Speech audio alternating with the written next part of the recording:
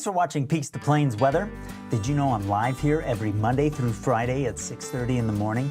Yeah, so get your favorite cup. I've got mine. Fill it up. We'll talk about the weather forecast for the hours and day ahead, for the week ahead, some interesting facts, and all kinds of fun. I love highlighting what makes Southern Colorado such a great place to be. And you can even join me live on the show. Yeah, there are opportunities to do that. So start your day off the right way. Mornings with Meister, live at 6:30, Monday through Friday, right here on Peaks to Plains Weather. Enjoy the true taste of Colorado at Colorado Mountain Brewery. Dig into our famous burgers, entrees, and appetizers. Then kick back on our scenic Mountain View patios and pair it all with one of our award-winning craft beers. Reserve your table at cmbrew.com. Grow something beautiful this season. Hydrix Colorado Tree Farm Nursery has trees, shrubs, and perennials that are grown for our harsh climate. Plant smarter with expert guidance and quality plants. Visit coloradotreefarmnursery.com.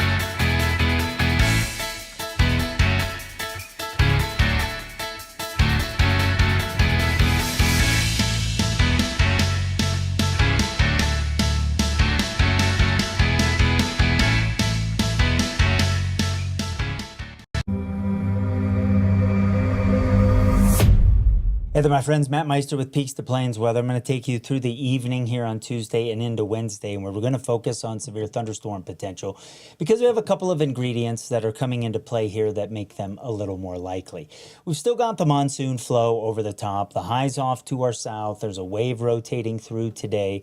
But the big change is a cold front that comes in and drops the temperatures for tomorrow and adds low-level moisture and upslope with a little bit of turning in the atmosphere to the forecast that really ups the chances of severe weather. And as storms move east this evening, they're going to be more likely to congeal into some cold pools and a cluster that's going to produce some downburst wind. So especially in the southeast corner between about 6 and 10 or 11 o'clock, we'll watch for any severe thunderstorms are likely due to strong wind gusts. There's a little window that like the strongest updraft might produce some hail around 3/4 of an inch in diameter, but I'm more concerned about hail for Wednesday. So storms coming to an end in the evening over the Front Range, over the mountain areas, and the focus really shifts to the southeast corner of the state where we'll keep some of these around into the early morning hours of Wednesday and then wind things down. Again, wind the biggest threat. Now tomorrow is a different day behind the front. It's cooler east of the mountains. There may be some low clouds to begin the day in some areas. Lose a couple degrees here and there in the mountains and valleys, but the more noticeable temperature difference is from the eastern slopes eastward. And that cooler air, as it often does behind cold fronts, comes with an increase in low-level moisture. And the upslope that we push into the hills, into the southern slopes of the Palmer Divide, help force that convection to start developing tomorrow. Also, a little bit of wind shear in the atmosphere. And so with the additional fuel, storms certainly are going to have more oomph east of the mountains than they will in just the monsoon up over the high country. Now, that's where we'll see storms develop first, middle part of the day, like we have been. And because it's going to be cool for a while, it'll take a while to kind of get to our convective temperatures tomorrow. So really, I think it's a late afternoon and evening when we get sort of most concerned about severe weather. And here's the thing tomorrow. Instead of being in a cluster, the storms, I think, stay in individual cells because they'll be stronger. Hail will be more of a risk tomorrow, maybe up around 1.5 inches in diameter. That's ping pong ball sized. Also some strong wind gusts and some very, very heavy rain east of the mountains tomorrow. Another day of a flash flood watch for the Aspen Acres fire. We move into the evening. We keep storms around over the plains. With time, start to develop some clusters. Hail threat may drop a little bit. Straight line wind threat comes up a little bit. But it's kind of from the interstate to about Highway 71, maybe a little east of there is like this corridor where storms are a little bit more likely to produce severe weather than on either side of that. Thursday, we warm up a touch. See some more areas getting back into the 90s. Still not as hot as it was over the weekend and earlier in the week. And we still have thunderstorms, but we'll start to see the coverage drop a little bit. More so maybe Friday into Saturday, but I think we'll notice some of that on Thursday. And any severe weather on Thursday should be due to some wind gusts as the hail threat kind of pulls back a little bit. That's how it looks as of now. So through Tuesday evening, and then Wednesday afternoon and evening, keep the Peaks to Plains weather app handy. Keep your location turned on. We'll give you a digital shoulder tap if there's a severe thunderstorm watch. Certainly a flash flood warning or a severe thunderstorm warning. Any live coverage that we are doing for your area as well. And we'll start to really try to focus here on just letting the areas that are impacted by these storms know about that. Kind of been looking at some of our data, and we've been sort of doing some broad brush kind of pushes, which really isn't, what the goal of this was. So we'll try some of that. Just know, though, if you're looking at radar and we're doing live coverage, you can watch it in the Peaks to Plains Weather 24/7 channel anytime you want when we're doing live coverage. We push that to social media as well, because wherever you are, that's where we are. Peaks to Plains Weather, our weather together.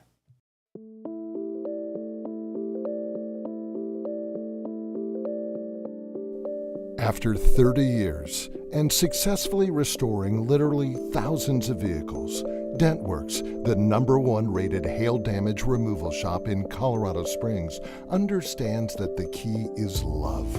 We love what we do because there is an art to finish restoration. It is truly an art form that saves your vehicle's finish and leaves the integrity of its body intact without the need for repainting. We take pride in a reputation built by customers who share their experiences and results working with DentWorks. Hailstorms affect communities, and for 16 years, we have been here for Colorado Springs at the same location. Dent and hail damage can leave you feeling helpless. DentWorks assures you that what seems like a hopeless situation is not.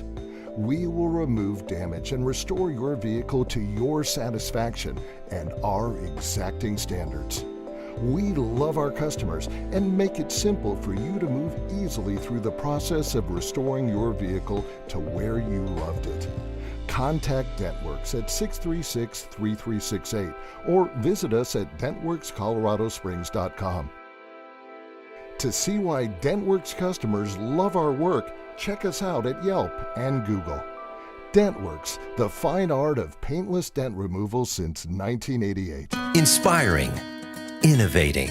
For 100 years, Cheyenne Mountain Zoo has been here, connecting people to wildlife, to nature, to each other, creating a lifetime of unforgettable experiences. Our guests are still smiling. Our focus is on what's still to come. 100 years later, we're the best we've ever been.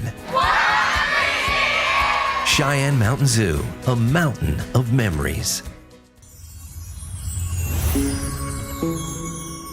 I'm here at the Colorado Springs Utilities Demonstration Garden on the west side of Colorado Springs, and joining me now is Lance Ackerman.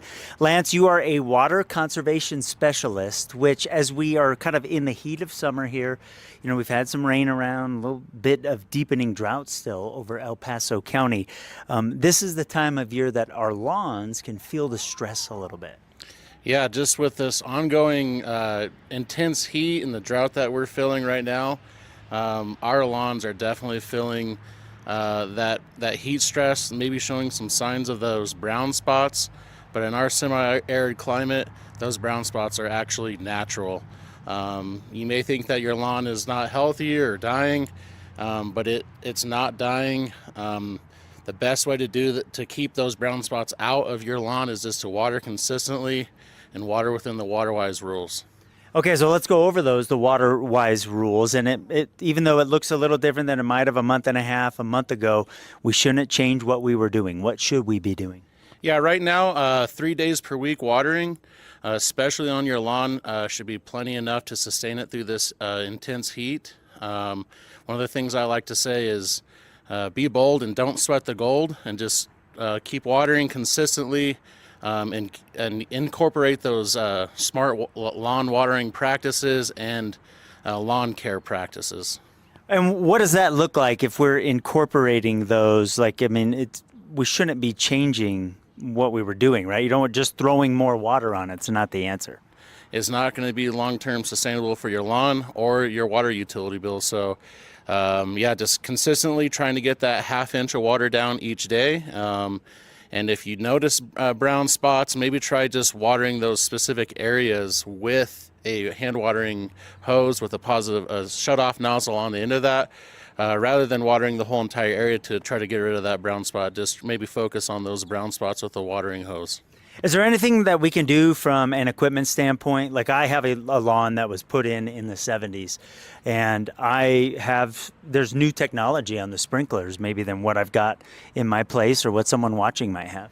Yeah, absolutely. So Colorado Springs Utilities, we have a outstanding program that you can go onto our website, csu.org, and we will actually replace up to 30 nozzles on your sprinkler system with high-efficiency nozzles. These nozzles put down water at a much slower rate that allows that water to soak deeper into the soil and be more beneficial for the lawn. And it's a free program, and like I said, up to 30 free nozzles. Are those the ones that still pop up but kind of rotate versus just? Yeah, so those are the ones that are just a direct retrofit for the ones that just pop up and have a continuous fan of water. These ones have these little fingers that wave throughout the air, so just a little bit lower of an application rate, so you have to actually run them longer to get the proper amount of water down. Is there less evaporation too when it's in the air? A little less evaporation, larger water droplets that are less susceptible to that wind drift. Is there anything else we should know here, kind of getting us through maybe the last few hours? So I just realized that I didn't hit the live channel here. So let's kind of reset everything for you this afternoon, because we do have some thunderstorms that are going to last into the early morning hours here of southeastern Colorado. So let me give you a breakdown of what we have ongoing right now. We'll start with the Aspen Acres fire, where we do have confirmation that on North Creek we have some water that's flowing up to about a foot. There is some debris moving down. It doesn't sound like it's a lot, but it's enough to, especially for motorists, cause some issues. Over the last hour, we have had, let's go ahead and show you here how much water we've had. And let me widen out the view here a little bit and put it on just the last hour.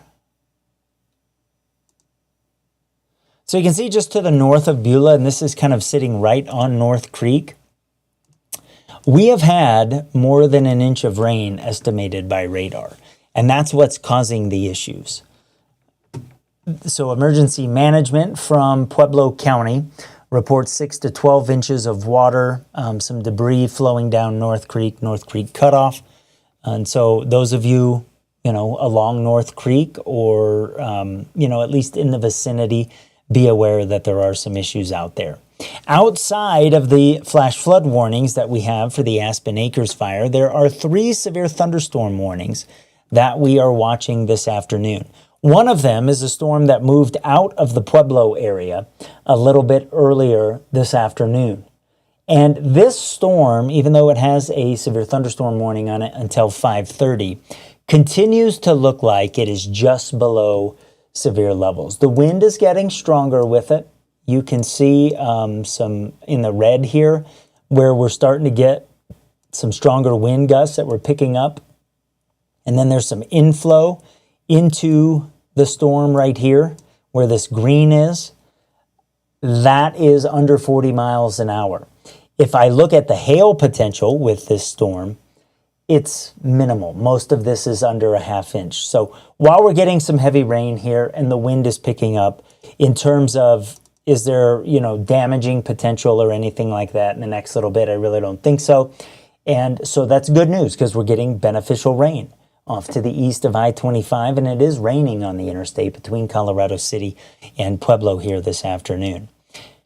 The storm that is the strongest, there's really 2 of them over the eastern plains right now. One is just to the east of Highway 350. This is right on the Los Animas and Otero County line.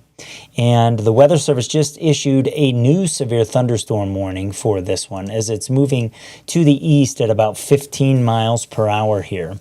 And this one could have some hail near 1 inch in diameter, but the bigger threat with it is some wind gusts around 60 miles per hour. On radar, we are a little bit farther away from the radar, so we're a little bit higher into the storm. We're still measuring most of the wind below 40 miles per hour in the brighter green that you see there. But on the smaller scale, down below the radar beam, we some gusts that are stronger than that. So that one's kind of heading toward Highway 109. We'll keep an eye on that. Of course, that highway connects La Junta and Kim, and so we'll watch that here over the next little bit. Again, this new severe thunderstorm warning is up until 5:45 p.m. So we've got another 25 minutes to go on that one. And then farther to the northeast in Cheyenne County, this is mainly between Kit Carson and Cheyenne Wells.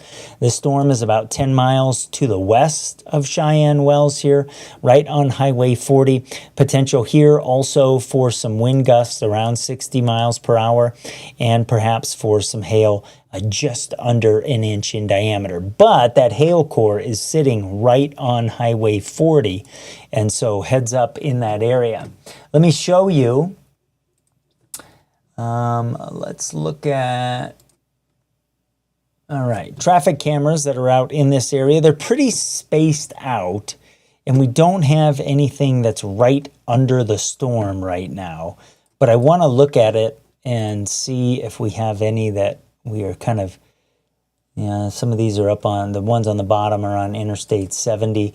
Here in first view, we are getting hit by that storm a little bit. Nothing particularly heavy there. We will keep an eye on it though, but if you are driving through central Cheyenne County on Highway 40, you will be impacted by that storm. And again, that one is up until 5:45 as well. So that's where we sit right now with a couple of different severe thunderstorm warnings and the flash flood warning for the Aspen Acres fire.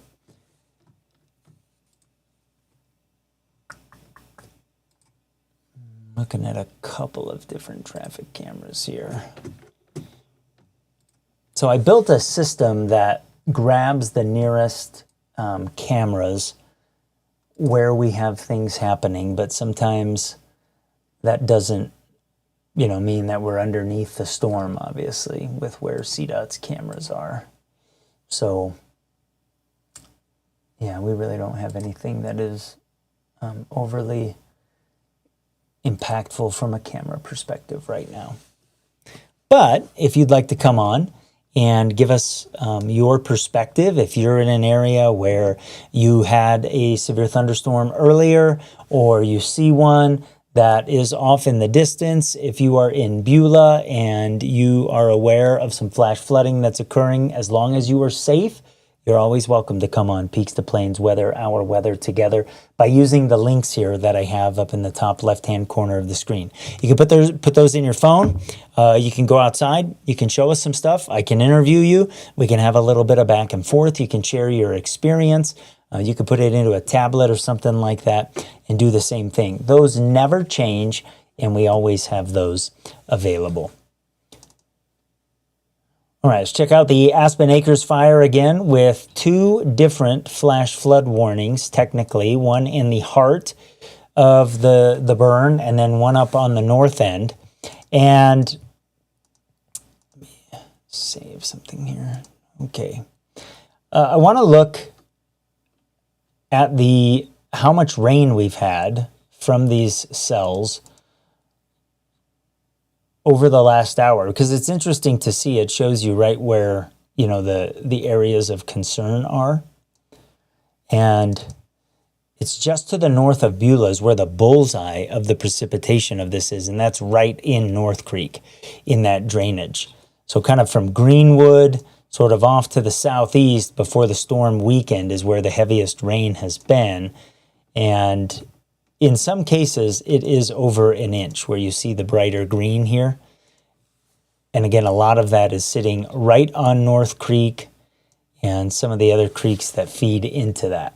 And that, of course, curving southward and into the northern parts of Beulah Valley and kind of runs along the east side of the valley before it heads off east in the North St. Charles River. Let me look at a couple of different updates here.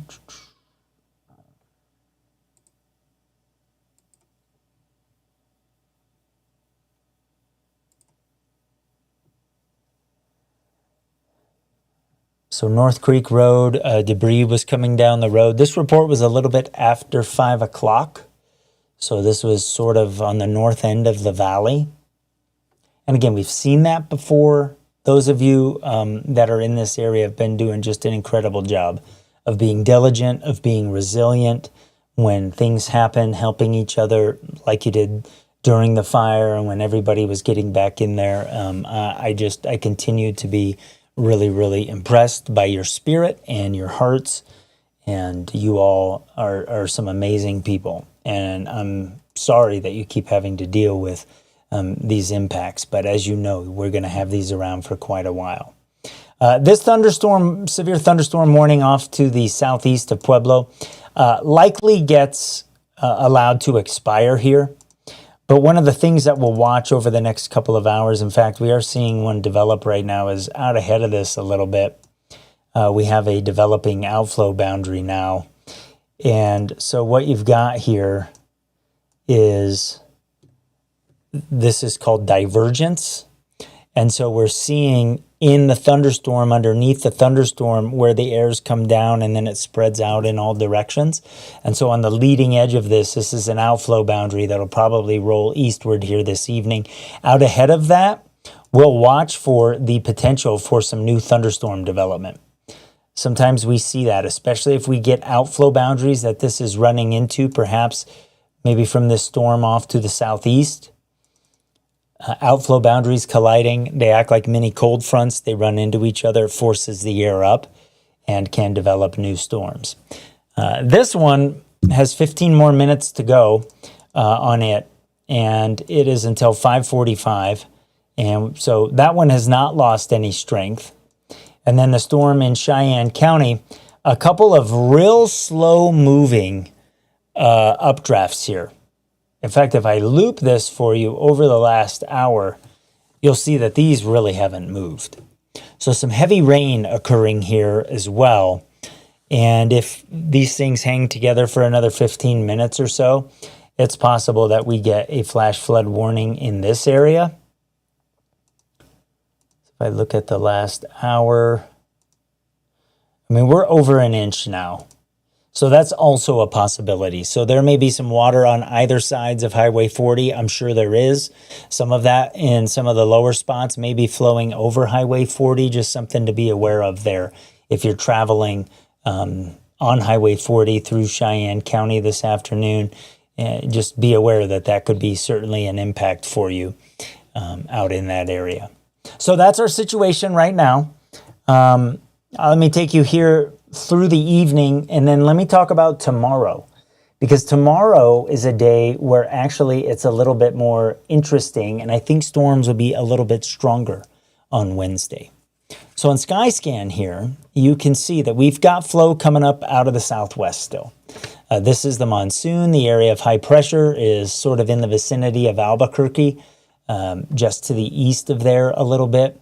But we've got that monsoon rotating up from the south, and we've got this cooler air that's coming in from the north, and that's increasing our low-level moisture. So tonight, as these storms move out across the plains, they get into an environment that's more favorable for some downburst wind, and we're seeing that start to develop with some of the cells that are moving east of the interstate.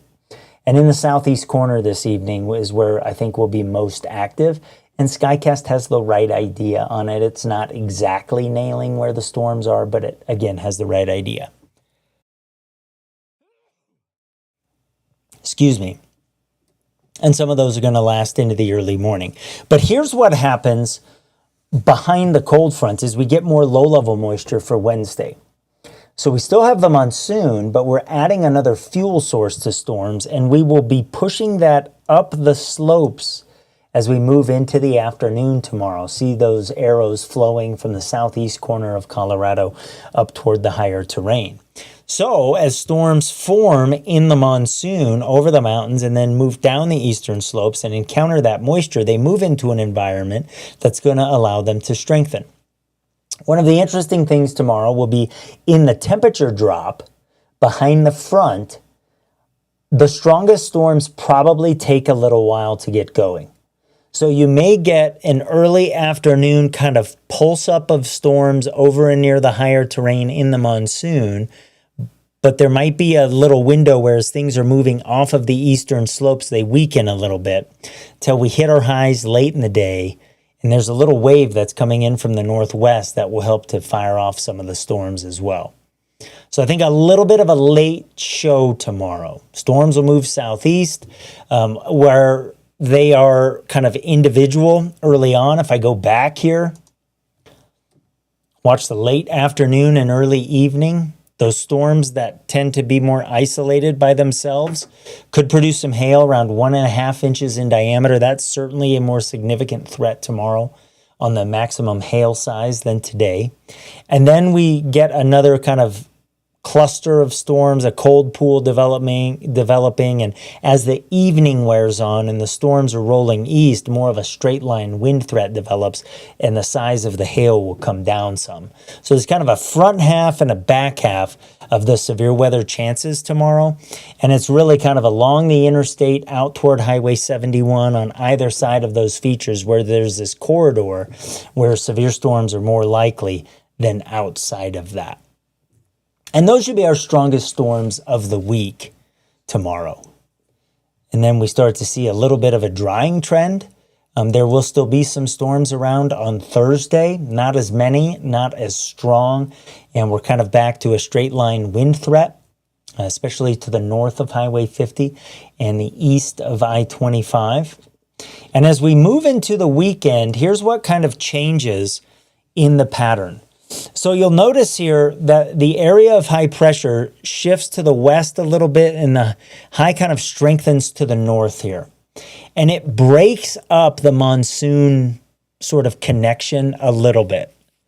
And so there won't be as many storms around over the weekend, and that's why we say we're trending drier. I mean, we don't totally get rid of the chance, but it's not as good. However, by Sunday, the high reestablishes over the southeastern U.S., and we're back to a better tap here. So Sunday into Monday, a better chance of some thunderstorms. The other thing that happens is, as we wrap up the weekend, you see this little area of enhancement in the wind flow in the mid-levels of the atmosphere. That may send a cold front in to the eastern plains again. And kind of like what we're seeing for tomorrow, any low-level moisture increase east of the mountains can give us a chance of maybe some more widespread storms or maybe a day of some severe weather. Then there's a wave that comes in from the west next week that should dry us out for Tuesday and Wednesday. So our extended forecast looks like this. Chance of storms here decreasing some toward the weekend, picking back up Sunday and Monday, and then a drier stretch for the middle to late part of next week. Okay? That's how all of that looks. If you are just joining us this evening, here's what we've got in terms of ongoing severe weather across the area. Take you to Tamco Live Radar. By the way, severe weather coverage on Peaks to Plains Weather is sponsored by Tamco Building Products and their Hail Guard shingles beyond Class 4. They are also our radar sponsor here on Peaks to Plains Weather. And as I thought would be the case, the severe thunderstorm warning to the southeast of Pueblo has been allowed to expire. Ongoing flash flooding in the Beulah area along North Creek. Those flash flood warnings continue for another couple of hours. And the ongoing severe thunderstorm warning here until 5:45 to the south of Highway 350 in southern Otero County, with a storm that still looks capable of producing some hail, perhaps around an inch in diameter. Let's analyze that. And you can see where the hail swath has been here. Most of the hail's probably just below an inch in diameter, but it has gotten a little bit stronger in the last little bit here. And so, south of 350, west of Highway 109, those of you in that area could also get some wind gusts around 60 miles per hour. We also have a severe thunderstorm warning that continues for areas just to the west of Cheyenne Wells, to the east of Kit Carson, with an area that's had some very heavy rain. Watch this over the last hour. Let me slow this down. Look how these really haven't moved too much. So there are some areas here where we're over an inch of rain now. So there's some muddy roads.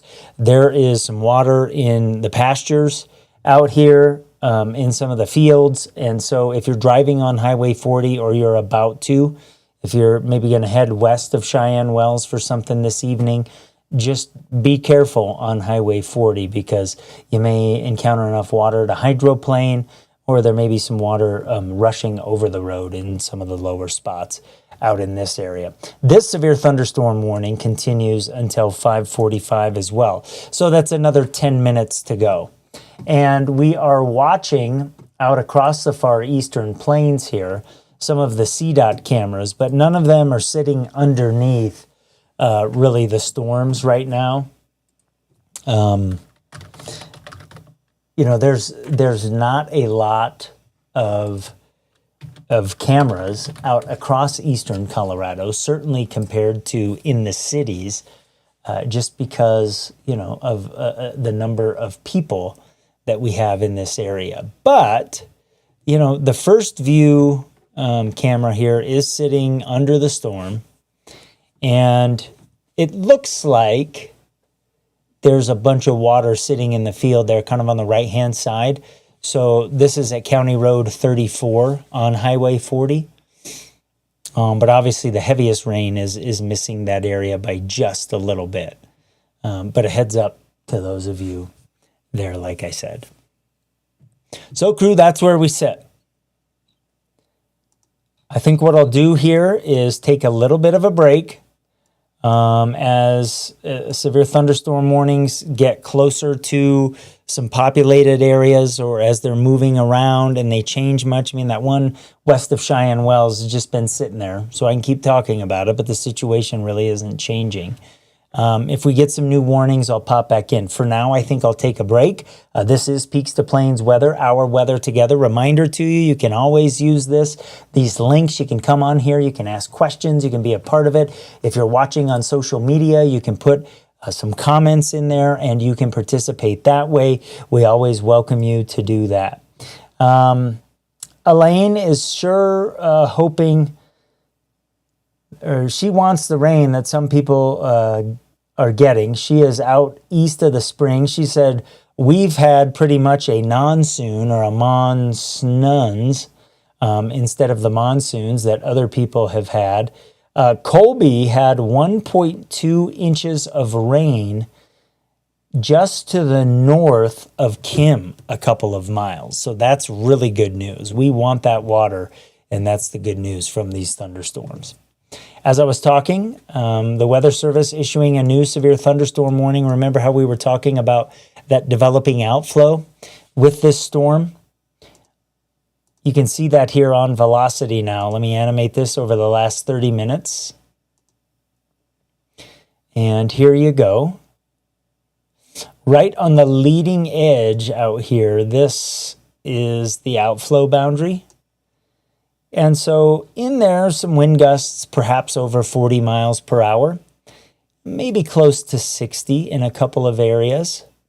I'm measuring less than that, but we are a little bit far away from the radar. There's also some back here that is picking up in some strength there as well. So that's sort of my biggest concern and threat as we move through the evening is gusty wind. This severe thunderstorm warning is for areas to the south of Highway 50, to the west of Highway 350, along Highway 10 in southeast Pueblo County and western Otero County until 6:15. Storms moving to the east at about 30 miles per hour. We're looking at the wind field here because that is the biggest threat with it, but there is some rain back there and some hail that is less than an inch in diameter as well. So I will plan on coming back on at 6 o'clock, right? It is 5:38 right now. The Weather Service also extended or reissued or issued a new warning for this cell in Cheyenne County. Again, that one hasn't been moving all that much. Only moving south at about 5 to 10 miles per hour, producing heavy rain on Highway 40. That went in effect until 6:15. My friends, I will see you at 6 o'clock here live on Peaks to Plains Weather. Our Weather Together will get you back to the 24-hour channel, constantly updating weather information, running there 24 hours a day for you. Forecast updates. We've got lots of stuff for you. I have an El Nino segment running on there and an outlook for thunderstorms, or not for thunderstorms, excuse me, an outlook for the winter in Colorado.